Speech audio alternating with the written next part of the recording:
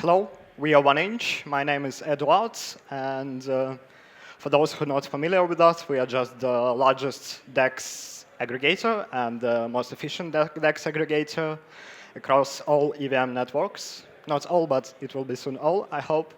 Plus, we have our own wallets and several new and old products in our ecosystem.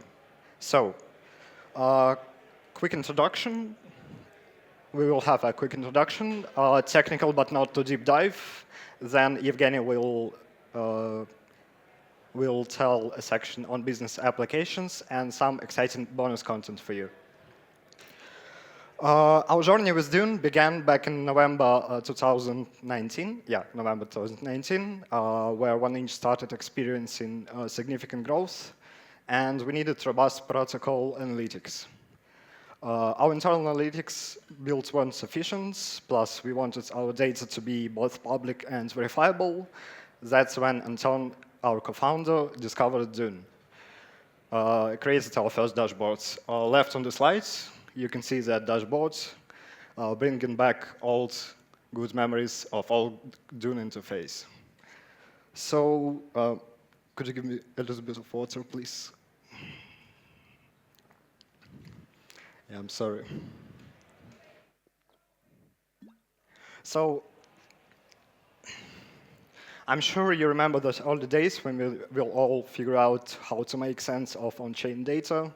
And looking back, it's amazing to see how far we have all came since those first simple queries. So, context guides. Fast forward to today, our protocol and products have grown tremendously.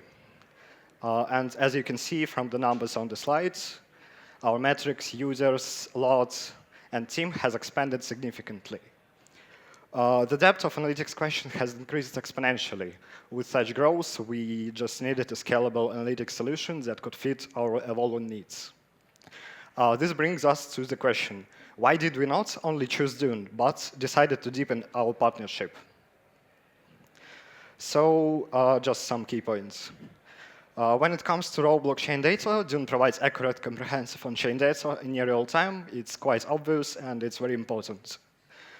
Secondly, without Dune, we'd need to maintain a large in-house data engineering team. And I think everyone understands here what challenge that would be. Third one is that Dune's public and open nature aligns perfectly with Web3 principles of transparency and verifiability.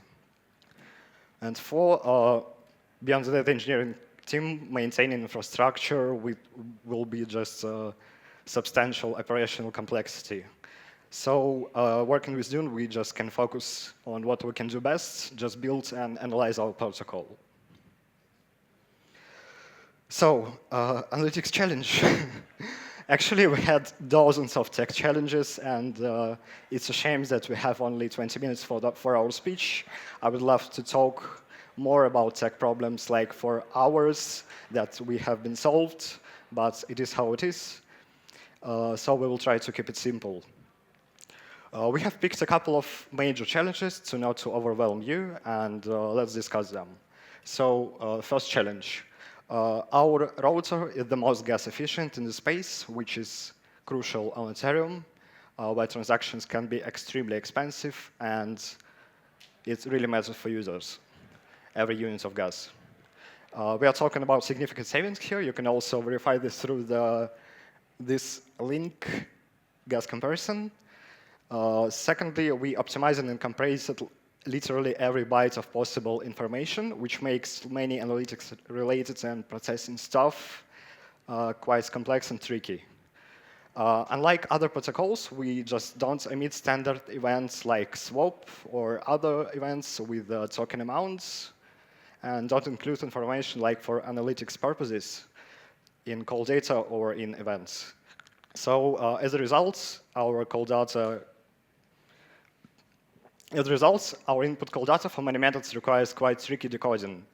Those who have looked into our spell books just nodding their heads right now. I know you know what I'm talking about if you look them. So here is our sorry. Yes. So, in essence, um, so I think that missed the notes. Okay, then. Actually, here is the spellbook architecture. Here it comes with spellbook, and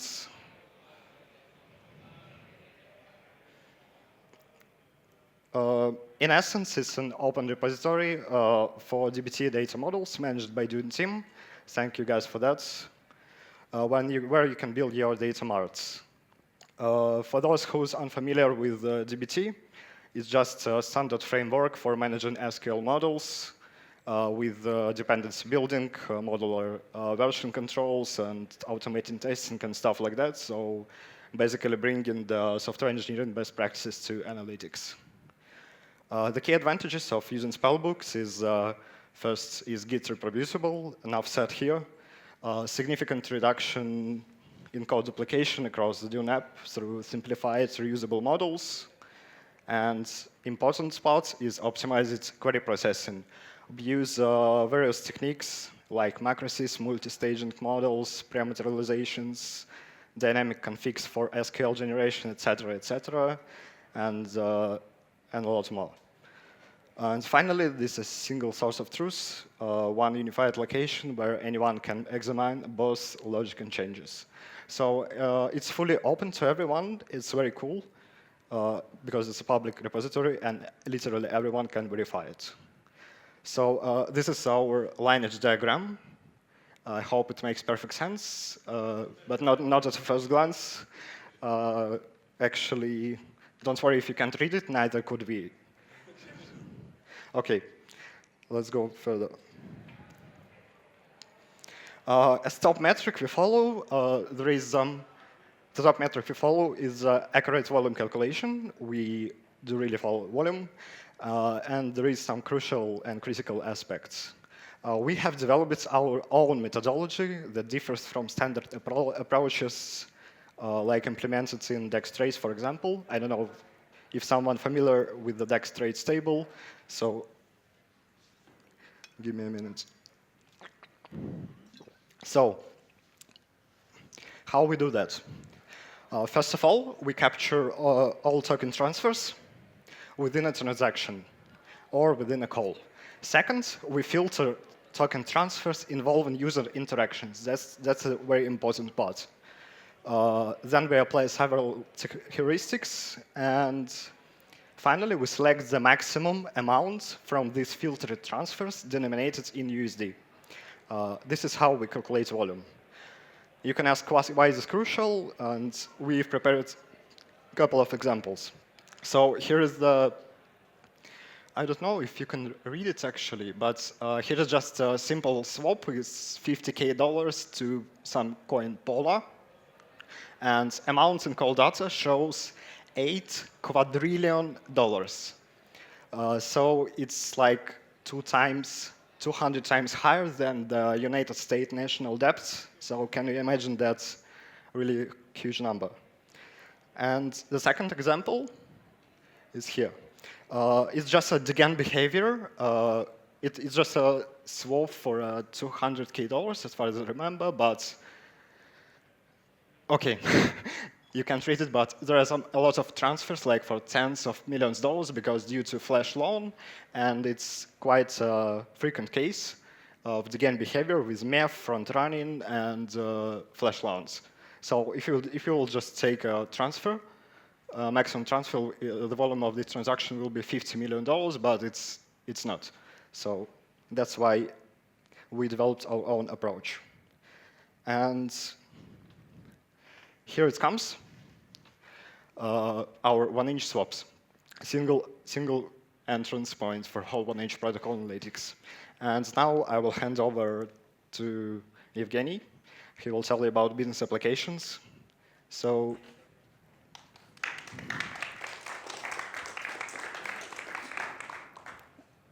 hello, everyone.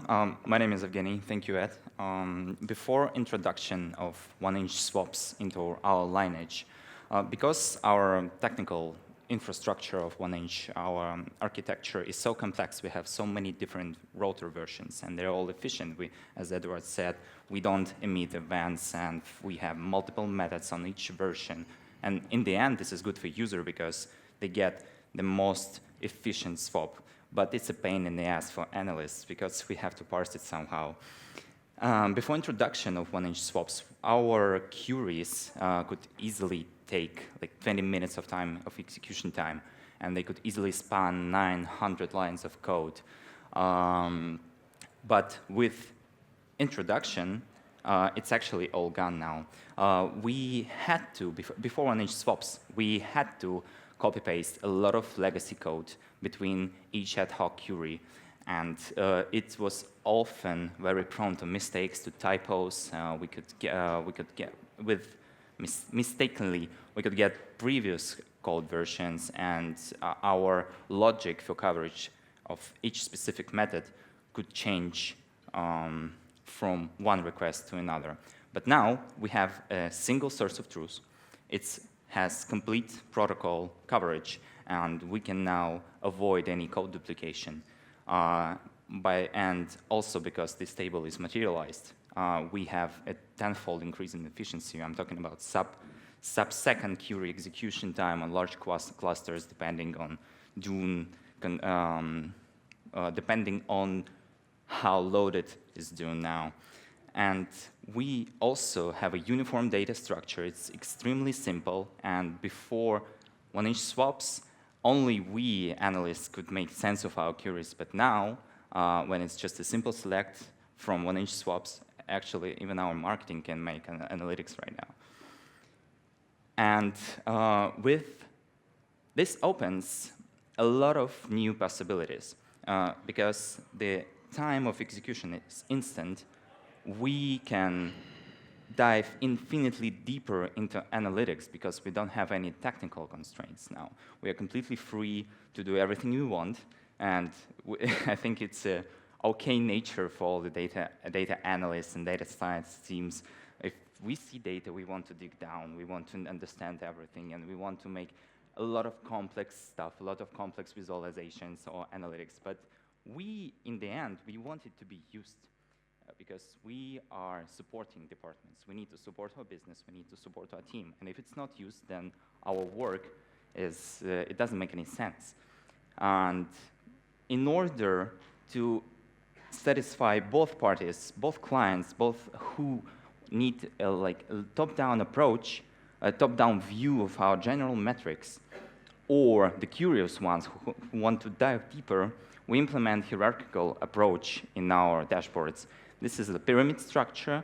We have a single entry point, DuneCon1inch main, from which you can dive infinitely deep into our protocol metrics. And when you add parameterization, it becomes huge.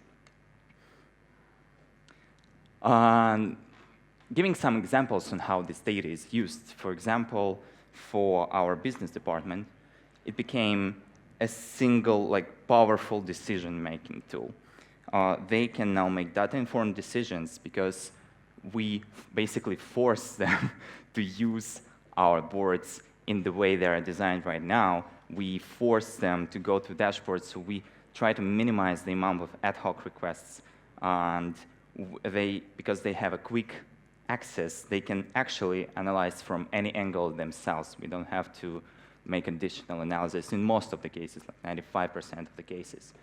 And they can also experiment with new hypotheses. They can do market research on their own because we have this immense structure, and the data and the query execution time means a lot because they want to tinker with it. They want to set up new parameters, and when it takes 20 minutes, you'll lose your attention. You'll just go out of the way. But when you can do it in 5 seconds, okay, it sparkles a curiosity in them, and that's a good thing because we want our data to be used.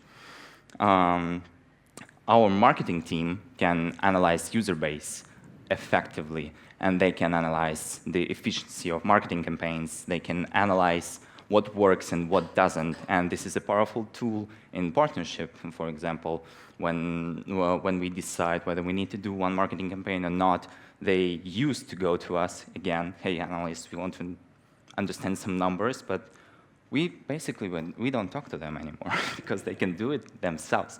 And I think this is a good thing. But having business level metrics, it's a cool thing, yes, but because we have such low level implementation of 1-inch swaps, we have a lot of technical details, and that is suitable for our technical teams. For example, backend, they have a lot of tools, internal tools that are based on Dune, and with them they can assess how some architectural decisions are affecting on-chain performance. On-chain, our protocol, they can see gas analytics, we can understand routes that we are not covering. And for them, this is a very powerful tool, which we will introduce in the bonus section. And also, of course, for C-level, because they have this top-down approach, they just have their hand on the pulse. They can understand and they can see easily what's going wrong, where is the competition going, where do we stand compared to competition. But our data analytics team, our analytics team is actually pretty lean, and it's a very small, it's a very small team, but we somehow need to cover the necessities of the whole company. And we implement and we believe in this self-service analytics approach. We do it by stuffing as many parameters as we can.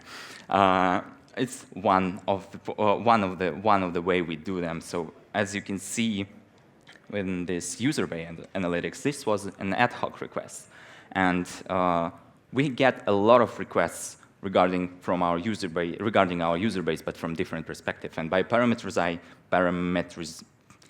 parameters,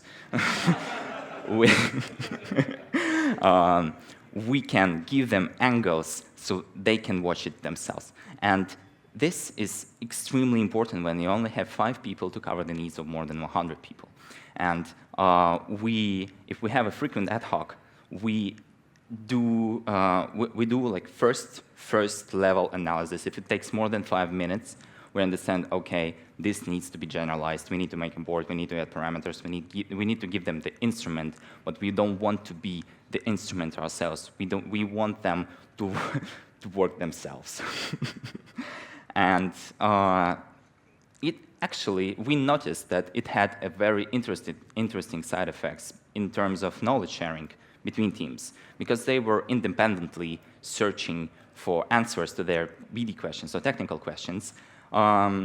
This independency led to knowledge sharing, and of course we do regular workshops on how to use our analytics, and when people do the independent research, we understood they share their opinions on our data between departments that don't have to actually communicate this. And it was an insight for us, and it was an understanding that we were moving in the right direction, because the amount of ad hoc requests, it decreased, but the complexity of this, the depth of questions our colleagues began asking, it increased tenfold, and this is a good thing for analysts. I hope you haven't been bored. Thank you so much. And we have a bonus to introduce. Over the past year, we've been working on DCS. This is a decentralized exchange comparison service. And on last week, we have published a manuscript on archive.org. The link is in the QR code.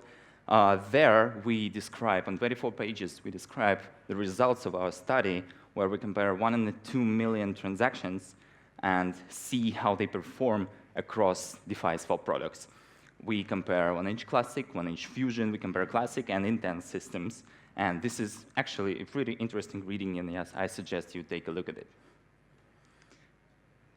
Another bonus section, and remember when I talked about backend, about the technical tools, this is actually what's been private before. This is what internal use tool, and now it's finalized, and we call it DuneScan. So basically, we made an Etherscan or other blockchain scanners competitor using Dune infrastructure. And we show a lot of stuff that they don't show. We show traces tree hierarchy. You can connect, you see the calls, origins, and you can see custom labeling across transactions and blocks. This is a really cool tool to use. The DuneScan root point, remember the pyramid approach. So the entry point is dune.com/1inch/DuneScan. If you're a data-savvy person and if you're curious, take a look. I'm sure you'll find something that interests you. Thank you so much.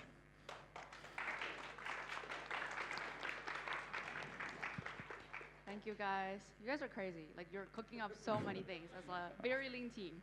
Yeah, thank you. Any questions for? Hey guys, Hey. I'll start off by saying that DuneScan is insane and you guys are geniuses. Can't imagine how much trouble that would have been to get working.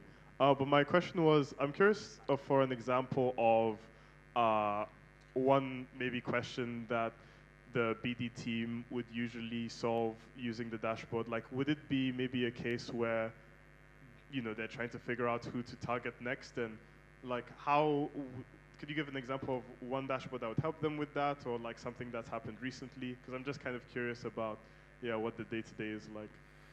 For example, one of the frequent requests is market share, and we have a separate board for market share right now that's utilizing a whole different pipeline, by the way. And because Edward said we had only 20 minutes, we would talk about it as well, but unfortunately we couldn't. But generally we have our own analog of the traits, but built in more general approach. So Yeah, we have alternative to DEX traits. It's called project swaps. There is 1-inch swaps and there is the project swaps. And on top of project swaps, where we utilize our volume calculation methodics, we can calculate 99% of volumes of all projects across all supported chains.